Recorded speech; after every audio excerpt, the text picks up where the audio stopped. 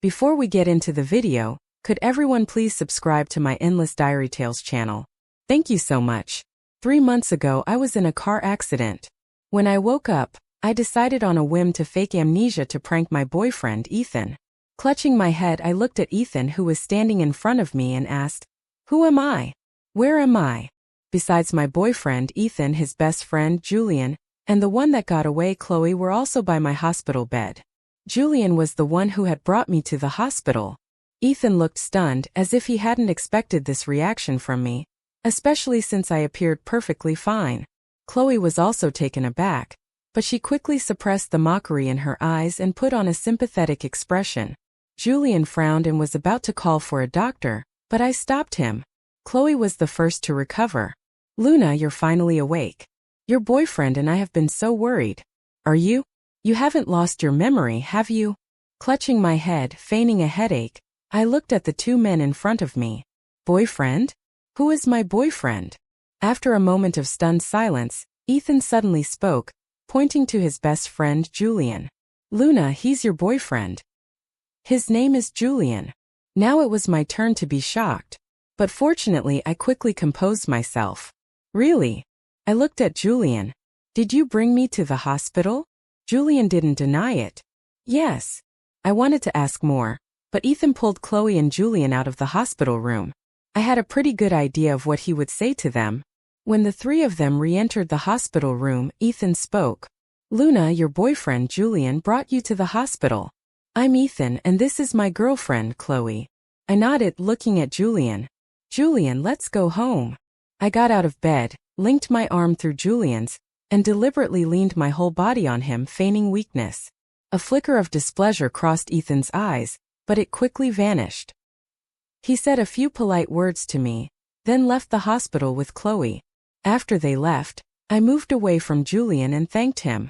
I knew Ethan too well. We had been together for 2 years, and our relationship had always been good. 3 months ago, the one that got away, Chloe, returned to the country. This car accident seemed to be an opportunity for him to rekindle his past romance with her. Ethan was overly confident. He was certain that I would forgive his outrageous behavior once my memory returned. But what he didn't know was that the moment I saw the way he looked at Chloe, I knew we had no future. I was already considering breaking up with him, and now this perfectly paved the way for them. 2. I returned to my rented apartment and immediately called the landlord to say I wouldn't be renewing the lease. I planned to move out. After hanging up the phone, I turned around to find Julian standing right behind me. I wasn't sure how much he'd heard, and I was about to explain why I was moving when he spoke. "Come live at my place. You mentioned moving in with me a few months ago, but we never got around to it." "Really? What the heck?" I hadn't interacted much with Julian before. He always seemed so cold and aloof, yet he didn't even blush when he lied. I had no choice but to agree. That very evening, Julian hired a moving company and had all my belongings moved to his residence. I stood at the bedroom door, looking at the ridiculously large bed inside, and mentally slapped my forehead. Wasn't I just digging my own grave? I used the excuse that I had my period and moved into the adjacent room. Julian agreed. The next second I was pinned against the wall, his one hand braced beside my ear, his voice lower than usual. A good-night kiss. "Good night, my foot." Julian seemed so proper and serious. How did he know all these charming moves?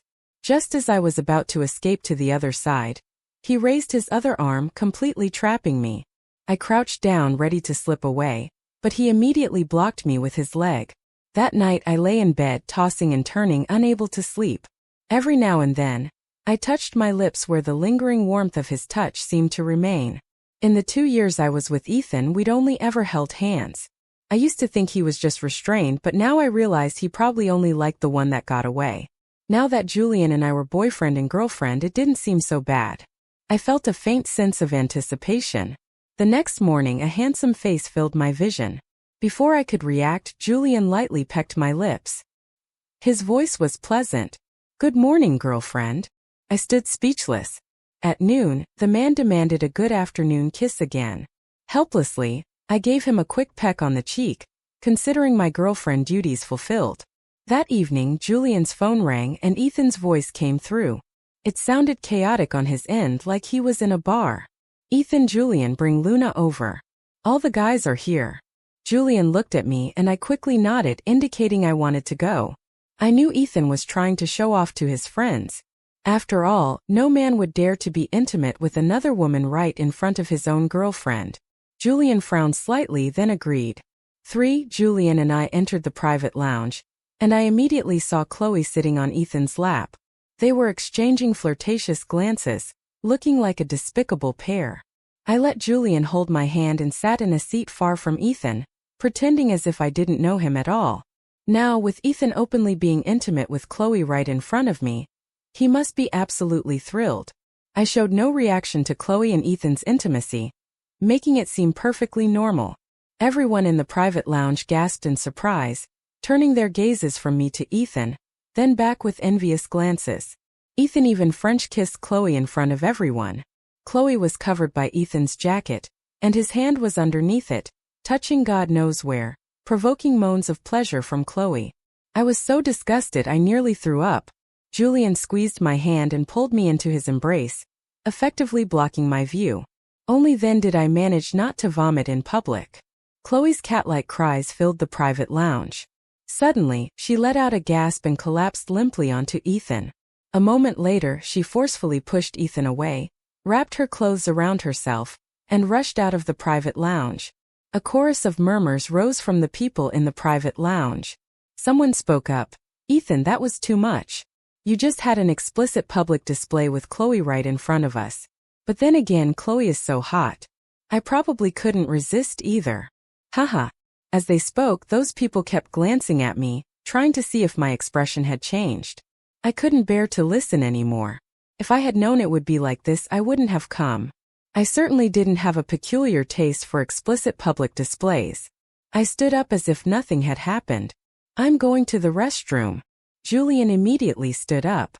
"I'll go with you." "No need." As soon as I stepped out of the private lounge, I heard a burst of laughter from inside. One of Ethan's friends spoke up. "Ethan, good for you. You're having a blast with Chloe now. But once Luna gets her memory back, how are you going to handle the consequences?"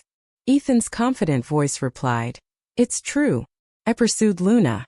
But once we were together, she became utterly devoted to me. Everything I gave her, she treasured like precious gems. She has a modest family background, and her parents had working-class backgrounds. All she can do is paint a few pictures for her family to marry into Ethan's residence.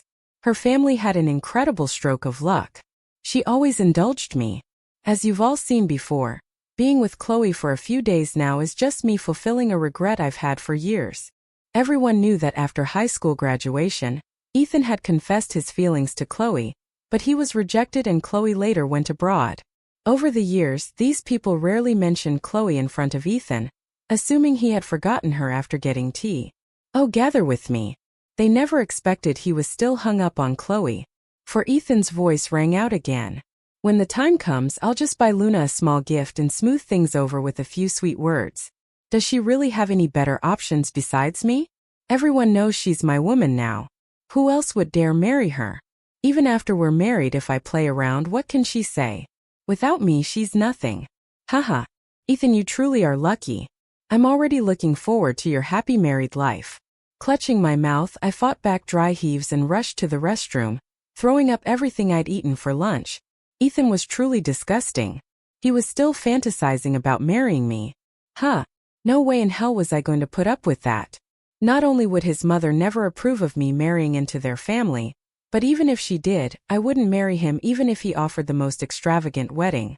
I washed my hands and was about to return to the private lounge when I heard voices from inside again. "Ethan, Julian, I'm warning you. Don't touch Luna. I'm still going to marry her. You're just helping me play along for now. You two haven't slept together, have you?" I frowned. The private lounge seemed to fall silent for a few seconds.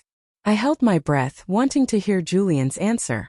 Julian's voice remained cold and deep. "Ethan, you're playing a dangerous game. It will backfire on you. No one is obligated to tolerate your reckless behavior indefinitely." I heard the sound of a chair scraping against the floor. Ethan seemed to have stood up. His tone was displeased. "Julian, Luna is my girlfriend. A friend's partner is off limits. If you dare lay a hand on her, what if I did? It was Julian's voice. I was shocked that this man would lie, but then again, his words would annoy Ethan, which was just what I wanted. I heard voices trying to mediate the situation. I chose that moment to push the door open. Everyone fell silent, not daring to utter another word. The tense atmosphere eased. Julian led me out of the bar. The next morning after waking up, I picked up the badminton racket in the room, then put it back down. The racket was a gift from Ethan. I used to treasure it like a precious item, reluctant to use it. Thinking about it now, I must have been crazy. I gathered all the things he had given me over the past 2 years and packed them up. I kept that pair of rackets. They might still be useful to me. I called the courier service, filled out Ethan's address, and sent all that junk back to where it belonged. After finishing all that, I let out a soft sigh. Picking up the rackets, I said to Julian, "Let's invite Ethan and Chloe over to play badminton at your place. It would be better to use new rackets." Julian led me to a room filled with rackets hanging on the walls. I'd never heard him say he liked badminton. In the end, I decided to use the rackets Ethan had given me. Ethan and Chloe arrived shortly. Both of Chloe's knees were scraped. And as for Ethan, although he wore a button-up shirt with the top button fastened, I still spotted a fresh hickey on his neck. I sneered inwardly. Those two must have had quite an intense night yesterday. I pulled Julian closer, stood on my tiptoes and kissed his cheek, cooing with all my might. "Julian, you absolutely have to give it your all later. I don't want to lose." The moment Ethan saw that kiss, his whole demeanor changed. He took a step forward, his voice displeased. "Luna." I turned to him. "Ethan, are we that close? Why are you calling me by my nickname? Don't call me that anymore. Julian will get angry." Ethan clenched his fists and gritted out 2 words. "Luna." I offered a polite yet distant smile. "Make yourselves at home here. What would you like to drink? I'll get it for you." Seeing me acting like the lady of the house, Ethan grew irritated. "This is Julian's place, your only boyfriend and girlfriend. It's a bit too soon to be acting like it's your own home. Don't you think?" Chloe lightly tugged at Ethan's sleeve, signaling him not to speak like that. "Luna, don't be angry. Ethan didn't mean it like that." I wasn't angry at all. Instead, I showed a blissful smile. "I already told Julian last night that we're getting engaged next week." "Engaged?" Ethan froze for 2 seconds, then burst out laughing. "You're getting engaged to Julian?" He agreed. "How is that possible? You're trying to trick me." I knew he was thinking that with my background, Julian's residents would never accept me as their daughter-in-law. 2 years of our relationship were worthless in his eyes, not even comparing to a tiny bit of what he had with Chloe. Julian, holding juices and beverages, stopped behind me. "Ethan, Luna and I are having our engagement party next week. You must come." I spun around abruptly, looking up at Julian with an incredulous expression. Julian's expression was calm. He leaned down and lightly pecked the tip of my nose, his voice tender. "Luna, if you don't agree to get engaged to me soon, I'll be an old man." I suspected my ears were playing tricks on me. Could I have really lost my memory? Seeing how sincere he was, I was almost starting to wonder if he truly liked me. Ethan wore an incredulous expression. He was on the verge of losing his temper. "No, you can't get engaged, Julian. How could you? Luna is mine." "Ethan, Luna is my girlfriend. Whether we get engaged or not is none of your business." Julian's voice was cold and sharp. He stepped in front of me, shielding me behind him, and looked at Ethan with an added degree of displeasure. "Julian, we had an agreement. Are you going back on your word?" "Luna, Ethan started, but Julian interrupted him again, his voice now tinged with anger. "If you're here to ruin Luna's and my relationship, then please leave immediately." Ethan pointed at Julian, opening his mouth several times, but no words came out. I was also surprised. Julian was actually cooperating with me to deal with Ethan.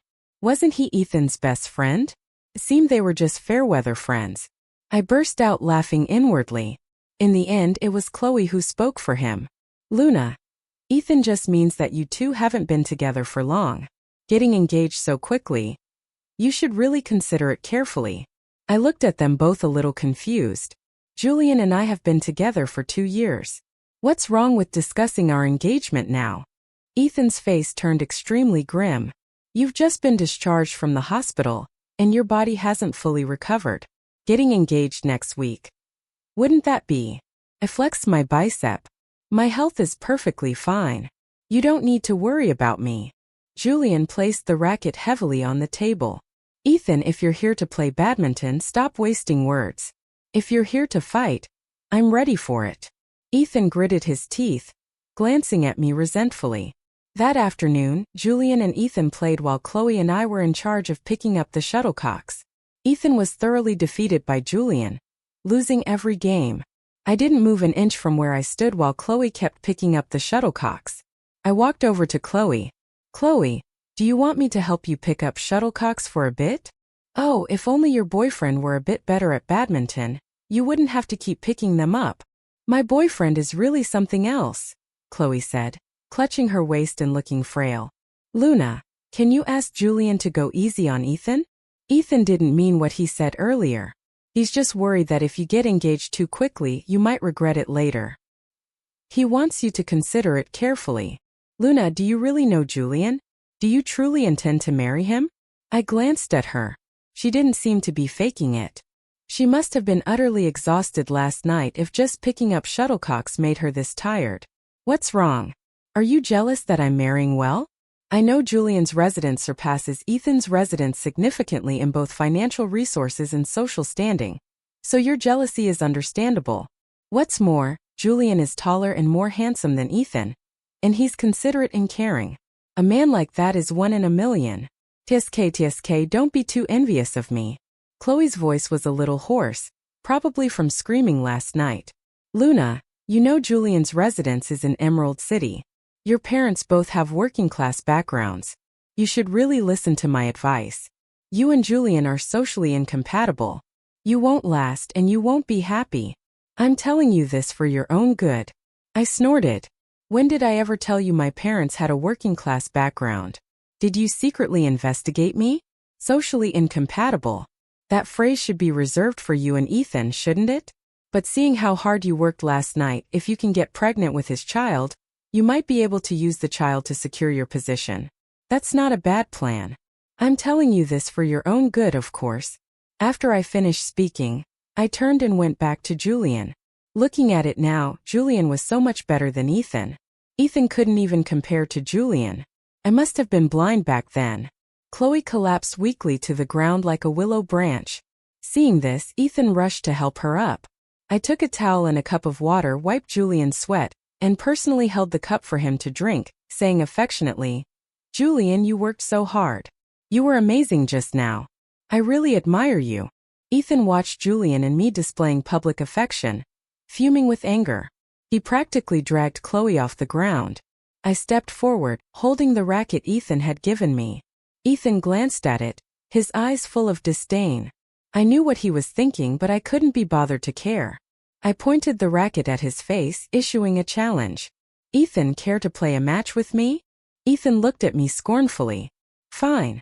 If you lose, you apologize to Chloe. I snorted. Why should I apologize to her? I didn't hit her or curse at her. I heard everything you said to her just now. Don't think I can't understand the meaning behind it. Oh, all right. If you lose, you have to kneel and acknowledge your superior 3 times. If I lose, I'll apologize to Chloe. Ethan clenched his fists. Why do I have to kneel and acknowledge your superior 3 times if I lose? That's unfair. I looked up at the sky. It's getting late. You two should head back. Fine, I'll take that bet. Ethan, you won't chicken out later, will you? May I be a dog if I go back on my word? I breathed a sigh of relief. Now I could rest easy. Ethan picked up the other racket he had given me. He took his stance. You're a woman, so I'll give you a handicap. You serve first. I knew what he was thinking when we were together. I had never once beaten him in badminton. He must have been certain he would win. But what he didn't know was that every time I had deliberately held back, only showing him less than 1/10 of my actual skill. Ethan struggled more and more, and I relentlessly pressed on. He was drenched in sweat, not daring to show the slightest slack. After hitting a high clear, I followed it with a net shot. No matter how fast he was, he wouldn't be able to return it. With a flick of my wrist, the entire racket flew out of my hand, heading straight for Ethan's face. 9 twack. The racket was smashed and deformed. I pressed my lips together, feeling a bit of shame. Ethan's nose bled profusely. He froze for a few seconds before reacting, yelling, "Luna, how dare you hit me with a racket?" I shrugged. "My apologies. I've been playing for a while." My palms got sweaty and my hand slipped. There wasn't a hint of apology in my tone. In fact, I sounded a little gleeful. Chloe rushed forward to support Ethan. "Are you all right, Ethan? I'll take you to the hospital right away." "Wait." I stood in front of him. "Ethan, you lost. You still haven't knelt and acknowledged your superior." Ethan's eyes were bloodshot. He looked at me, an incredulous expression on his face. "I'm hurt and you still want me to?" I put my hands on my hips. "It's just a nosebleed. You won't die. You can return that net shot, so you lost. Honor your bet. Or is young Ethan going to back out of his word?" "Woof woof. I'm backing out, Chloe. Quickly, take me to the hospital." I stomped on the racket Ethan had thrown on the ground, breaking it just as I was completely breaking off our relationship. Julian raised his hand to tidy my disheveled hair. His voice soft. "Tired? I'll take you to get your favorite bubble tea." My face flushed instantly. Julian, that damned man. I used to think he was an impenetrable iceberg, incapable of flirting. Who would have thought he'd be so good at flirting? The next day Ethan called. The moment I answered, Ethan's furious voice assailed my ears. "Luna, what is the meaning of this? Why did you send a pile of things to my residence?" "What things?" I murmured softly. "Luna, are you remembering something? You used to love all these things, especially that red resin bracelet." I remembered that red bracelet, but it wasn't a gemstone. It was just ordinary resin. But because Ethan had given it to me, I used to treat it like a treasure. Now I just thought I was crazy. "Oh, just a plastic bracelet. Took up too much space, so I threw it away." "How could you throw it away?" "That was..." I deliberately pressed him. But Ethan didn't say anything more. Only that he would keep those things for me and I could get them back whenever I wanted. I used to treat those things like treasures. And now that I'd returned them all to Ethan, he was actually angry. That junk just took up space and was an eyesore. It served no purpose.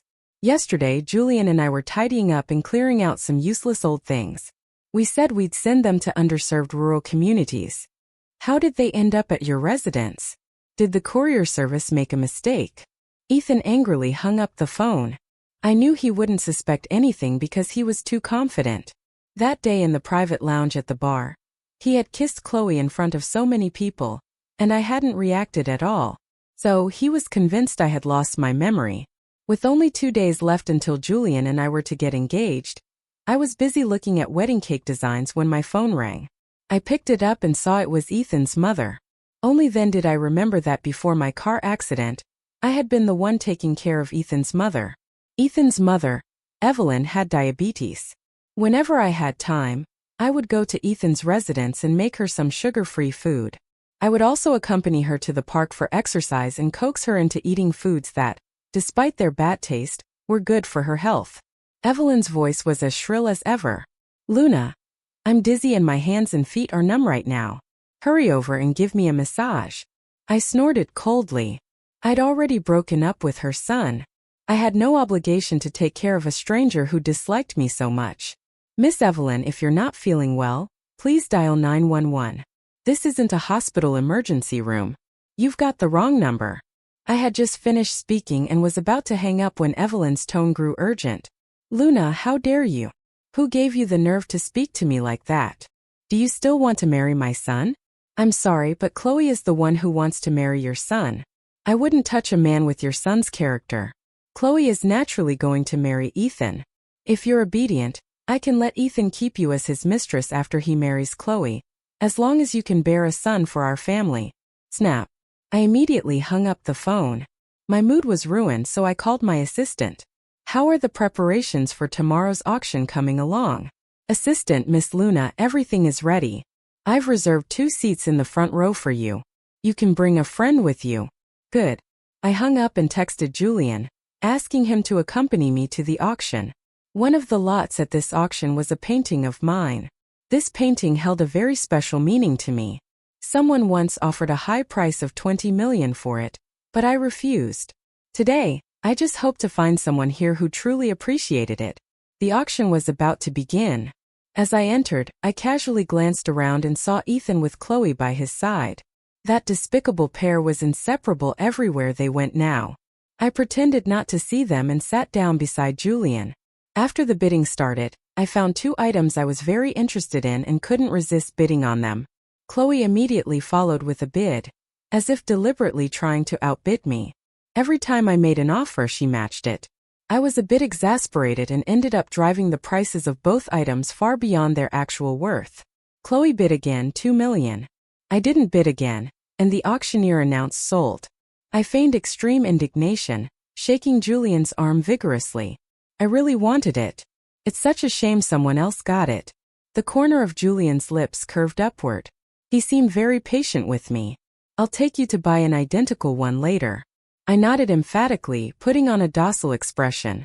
Julian raised his large hand and rubbed my head, looking very doting. I leaned into Julian's embrace.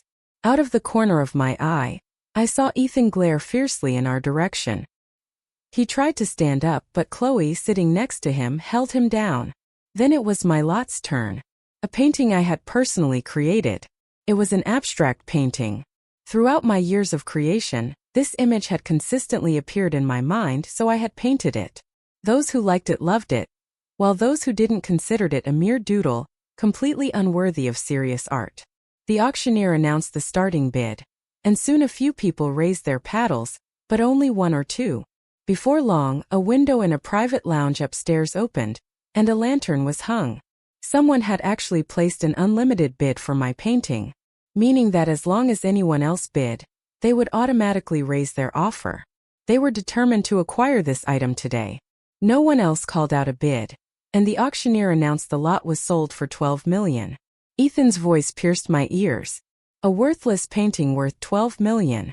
The person upstairs must be blind. I suddenly stood up, wanting to go to the private lounge upstairs to see who had bought my painting. Unfortunately, by the time I reached the 2nd floor, I was told that the 2 individuals had already left with the painting. I mumbled to myself, 2 people? Did those 2 people leave any contact information? I asked a staff member. The staff member shook her head. They just left. The car they drove was a black luxury sedan with a license plate number. I lowered my gaze, contemplating whether to check the license plate number. When Julian grabbed my wrist, he said, "Come with me. We should still be able to catch them." I sat in the passenger seat of Julian's Ferrari sports car, clutching the seatbelt tightly, and looked at him. It felt like I was only just getting to know this man now. What kind of person was he really? We finally caught up to the car in a hotel parking lot. I jumped out and stopped the 2 people just a second before the elevator doors closed. They were a middle-aged couple. I told them I was the artist who had painted the artwork they had purchased. The middle-aged man seemed to be recalling something. This painting is very similar to my deceased daughter's childhood doodles, which is why I bought it. I froze. What year was your daughter born? Was her blood type? The middle-aged woman burst into tears excitedly, clutching my arm tightly. Are you Luna? Is it really you? You're alive. My eyes also welled up. I nodded emphatically, my voice choking up. Dad, Mom. I've been looking for you all these years. A few hours later, I emerged from the medical lab. I had taken a DNA test with the couple, and the results would be ready by tomorrow afternoon. The next day, when I went to the hospital to pick up the test results, I suddenly spotted a familiar figure and quietly followed her. Chloe went straight up to the 2nd floor. After she finished registering, I saw that the department she was waiting for was the gynecology clinic. Could she be pregnant with a child? When her name was called, she entered the examination room. When she came out again, her face showed a mix of happiness and worry. I followed her the whole way and watched as she took a photo of the report in her hand, then tore it into tiny pieces and threw them into a trash can. I pieced the fragments together, and on them were clearly written the words, 5 pregnant. In a corner of the parking lot, I hid behind a pillar. Chloe, wiping away tears, spoke into her phone. You don't want to take responsibility. This is clearly your child. I want to keep this baby, But if you don't agree to let me have it, then give me 200,000 and I'll abort the child. She made several phone calls saying the exact same thing each time. By the time she was done, she had managed to demand nearly $1 million. The last call was to Ethan. Ethan, I'm pregnant. We're getting married, right? A wave of nausea washed over me. I had no desire to listen further. I certainly wasn't in the mood to congratulate Ethan on becoming a father. I went to the medical lab to get the test results, which confirmed that the couple were indeed my biological parents. I returned to Julian's residence, intending to tell Julian the news. There were several extra people in the living room. Evelyn was sitting on the sofa, talking to Julian's mother. Seeing me return, she happily waved for me to sit beside her, introducing me to Evelyn. This is my future daughter-in-law, Luna. Evelyn's expression shifted. Finally, she said with a veiled sneer.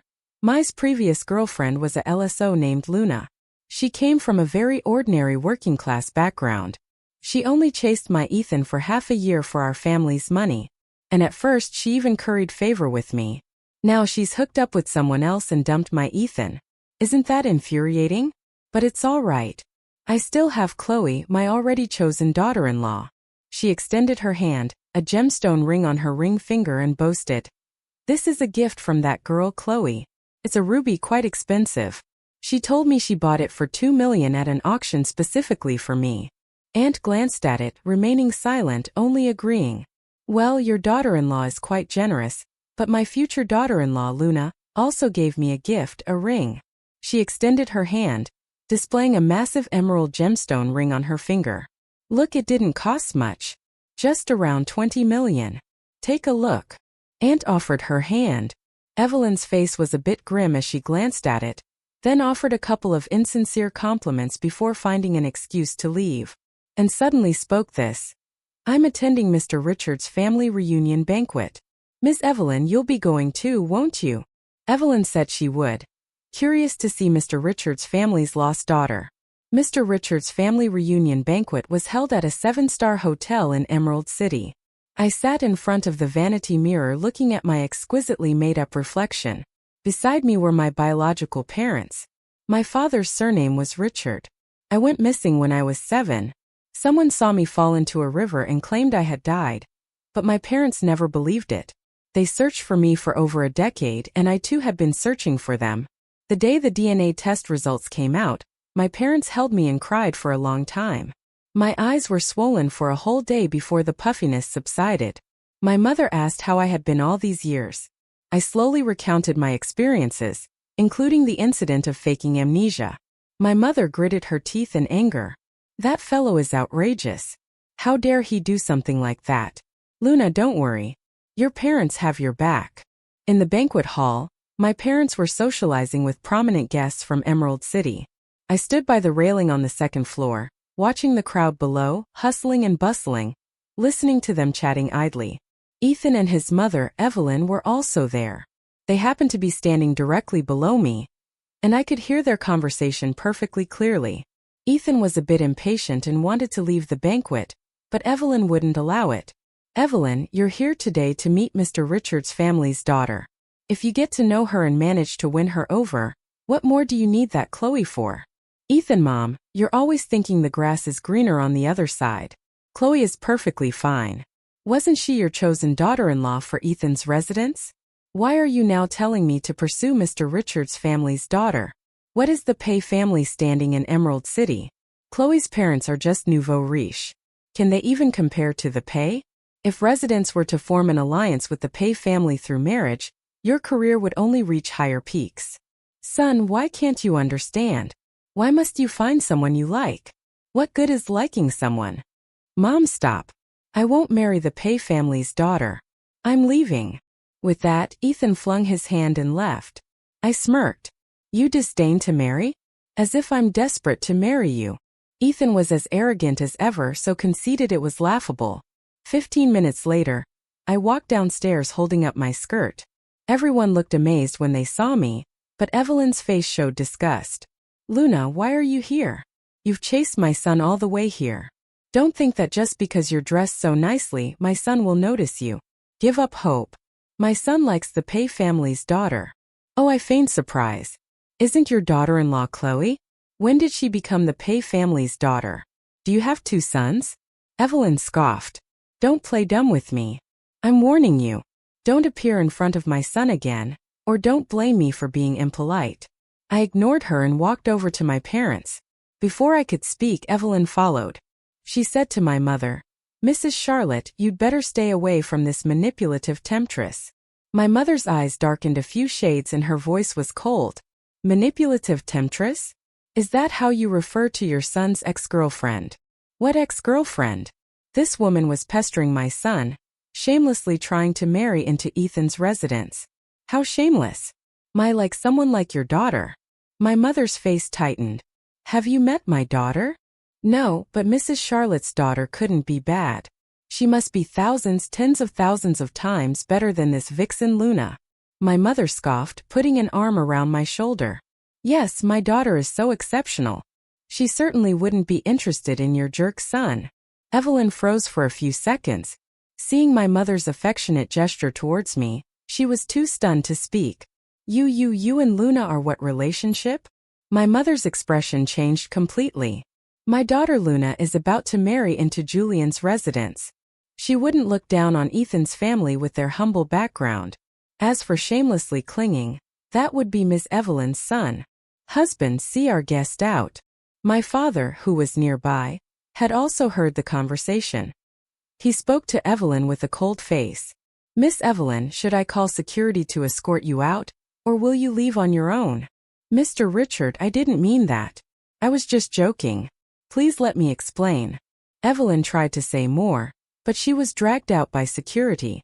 That night, after the recognition dinner, I received a call from Evelyn. Her tone on the call was no longer arrogant as usual, but cautious and fawning. Luna, Aunt was wrong. Everything Evelyn said to you before was just a joke. You are the only daughter-in-law I recognize for Ethan's residence. I've already made Ethan and Chloe break up. Ethan will marry you. You must persuade your parents and let them know you really like Ethan. You two are a perfect match. I interrupted her. Evelyn, I don't have a habit of returning to old, discarded relationships. Ethan, that piece of trash, you can keep him yourself. Don't try to pawn him off on me. I find it disgusting. You and your oh-so-perfect son and his precious darling should live your lives and stop bothering me. Luna, listen to me. I'll have Ethan apologize to you right now. I'll make him kneel and apologize personally. You must forgive him. Evelyn, I've made myself very clear. Don't call me again in the future or I'll report you for harassment. I hung up the phone. Julian appeared behind me. He put his arms around me from behind, his voice magnetic. Who made Luna angry? I casually made up an excuse to brush it off and then changed the subject. Is that an invitation in your hand? Yes. Tomorrow is our engagement party. My eyes widened. Julian was actually going to get engaged to me. At the engagement party the next day, we exchanged engagement rings amidst the blessings of both families. As I signed my name on the engagement certificate, before I had even finished, a commotion broke out below. I looked up and it was Ethan. Chloe was with him. Ethan pointed at me, speaking maliciously. Luna, you can't get engaged to another man. I'm your boyfriend. I smiled and affectionately linked my arm with Julian's. Ethan, what are you talking about? Julian is my fiancé. You told me this yourself after I lost my memory. Did you perhaps lie to me? And isn't Chloe your girlfriend? Is this some kind of comedy act you prepared for my engagement party? It's not funny at all, Ethan. Did you lose your memory too? Ethan stormed onto the stage, pulling my arm away from Julian. Hysterically, his eyes bloodshot, he roared. I'm your boyfriend. You can't marry him. Chloe tried to take Ethan's hand, but he recoiled from her in disgust. Her voice was soft and gentle. Ethan, don't be so stubborn. Luna is Julian's fiancée now. Please come back with me. Ethan violently shook off Chloe's hand. Chloe, I told you to stay away from me. Don't you understand human language? I was a bit surprised. Didn't Ethan always like Chloe? Could it be that Chloe's dirty deeds had been discovered? Julian took my hand.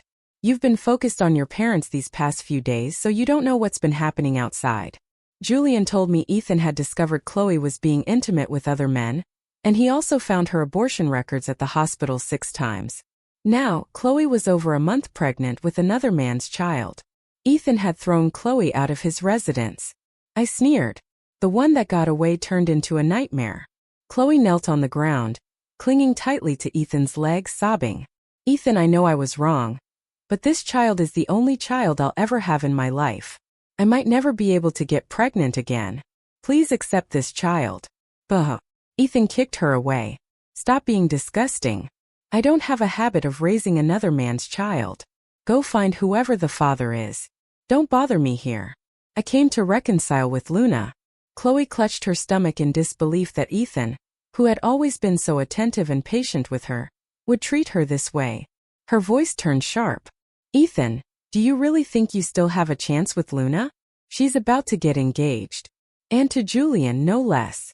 Who is Julian? The future head of Julian's residence, the high and mighty crown of Emerald City. Chloe slowly stood up. Luna, Ethan was your boyfriend, but the moment he learned you had amnesia, he started having wicked thoughts. That's why he told you that you were Julian's girlfriend so he could be with me. Now he regrets it. Haha. Luna, would you ever go back to pick up discarded trash? I replied, of course not. Whoever wants trash can have it. Ethan walked towards Chloe. Chloe looked flustered, tightly shielding her stomach. Slap. Ethan slapped her across the face, his expression twisted. You despicable woman. How dare you try to sow discord between Luna and me? I'll kill you. Chloe coldly glared at him. Ethan, don't think your residence can wield absolute power here. This isn't your family's domain. Ethan kicked Chloe in the lower abdomen. Chloe's face twisted in pain. A pool of blood spread beneath her white dress and she screamed. Crying, she yelled, call an ambulance. Ethan rushed to the front of the stage but was blocked by bodyguards. He desperately tried to explain. Luna, listen to me. I was momentarily deluded. These were all Chloe's ideas. I wasn't thinking clearly and made the wrong decisions. I know I was wrong, Luna. Our 2 years together can't just end like this. You and Julian have only known each other for a few months. You don't really know him. I think Julian is a very good person. Ethan, please leave and don't interrupt Julian and my engagement party, I said coldly. Ethan shouted. Luna, you can't abandon me. Our 2 years of feelings can't just be cut off.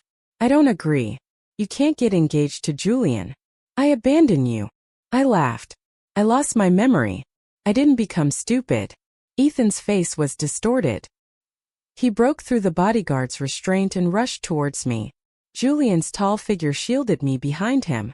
His voice was cool, yet every word was impactful. Ethan, you've overstepped. Luna is my wife now. Julian, you damn well stole my girlfriend behind my back. I'm not friends with someone like you. Julian gave Ethan a cold glance. If she could be stolen by me, it means you weren't treating her very well, did it? I couldn't bear to see Luna continuously misled by you. He looked at me. A wonderful girl like Luna, if you don't cherish her, that makes you foolish. I will treat her well and never let her down. He spoke so earnestly I almost thought he had secrets. Ethan loved me for years, but we had only known each other for less than 3 months. Ethan rushed forward trying to pull me away. Luna, I've already told my mom I wouldn't marry anyone else but you. She recognizes you now and will let you marry into Ethan's residence. Come back with me. We'll get engaged tomorrow. No, today. I kicked him away, lightly brushed my skirt and sneered. Ethan, speaking as if I was desperate to marry into your family. Your mom was dead set against us before, and now suddenly she agrees. Sorry, I don't want to marry you anymore. Go back and tell her I'm certainly not blessed enough for that in this lifetime to shamelessly beg to marry into your family and cater to you both. When the ambulance arrived, Chloe was already unconscious with a large pool of blood beneath her. I knew her baby wouldn't survive. Ethan was eventually dragged away. Once he was gone, my ears finally had some peace. Julian looked at me, a hint of apology on his face. I'm sorry, Luna. Ethan and I deceived you before, but now I regret it. I genuinely want to get engaged to you. Can you forgive me? I raised my hand, looking at the large diamond ring on my ring finger and pouted. For this diamond ring's sake, I'll reluctantly forgive you. But no matter how I think about it, it feels like you've been planning this all along. I thought about the daily good morning and good night kisses these past few days. Even during lunch, he wouldn't let up. It was truly the first time I had met such a clingy man. Julian smiled. Luna, I will treat you well. He pulled out the marriage license paperwork. We'll go register our marriage later. I've already booked the wedding venue for next month. The wedding dress, invitations, and everything else are ready. I tilted my head and looked at him. It's been less than a week and you've already prepared for the wedding. You weren't rushed into marriage by your family, were you? Then I saw the wedding dress made to my size and the mass-produced invitations with our names on them. The names on the invitations were intricately hand-embroidered with silk thread. It would have been impossible to make them in a week. My eyes were filled with confusion. Julian, could it be that you? Yes. Julian didn't wait for me to finish, kissing me and silencing my words. After a long kiss, I was a little breathless. I heard him whisper softly in my ear. I never wanted to be friends with someone like Ethan. If you hadn't been by his side, why would I have become his best friend? But if he truly loved you, why would he have given me an opportunity to step in? Luna, you hurt your head when you were 7, which is why you don't remember me. I don't mind. In the days to come, I'll help you remember. This time I won't lose you. I was too shocked to speak. How did he know I fell and hit my head when I was 7? Julian took me to a ruined site. This place had been an abandoned building decades ago, and now it was even more dilapidated. Fragments of memories vaguely appeared in my mind. It was me and a little boy. We came here to play. Later, the boy cried and held my hand, saying, Luna, you're bleeding so much. I finally remembered that little boy was Julian. Our families were neighbors and we often played together. After that incident, I left this place and it had been over a decade since.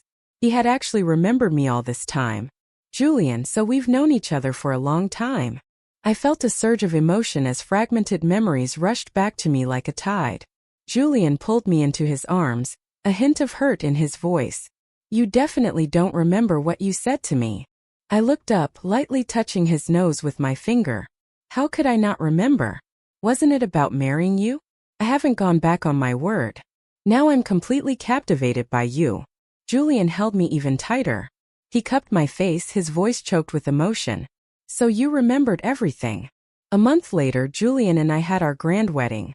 Julian's residence live-streamed the entire ceremony online. After exchanging rings, he kissed my lips. On our wedding night, Julian gently placed me on the bed, kissing my earlobe and murmuring, Wife, having 3 children for me. You promised me that too.